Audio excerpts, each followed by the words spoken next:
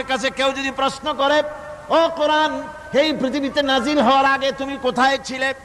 কেউ যদি প্রশ্ন করে, কোরআনে কারীম নিজে নিজের পরিচয় শোনায়, আমি কোথায় ছিলাম শোনো।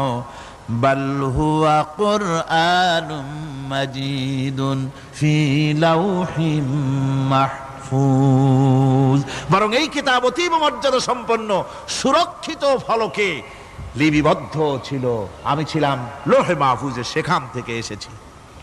যদি কেউ প্রশ্ন করে, কোরআন কি কোরআন, তুমি কার উপরে অবতীর্ণ হয়েছ? জবাব কোরআন নিজেই দেয়, ওয়া আমিনু বিমা নুজিলা আলা মুহাম্মাদ ওয়া হুয়াল হাক্কু মির রাব্বিহিম, ঈমান আনো সেই জিনিসের উপরে যেটা মুহাম্মদ সাল্লাল্লাহু আলাইহি ওয়াসাল্লামের উপর অবতীর্ণ হয়েছে। আবার অন্য আয়াতেও জবাব পাওয়া যায়, তাবারাকাল্লাযী নাযালাল ফুরকানা আলা আবদি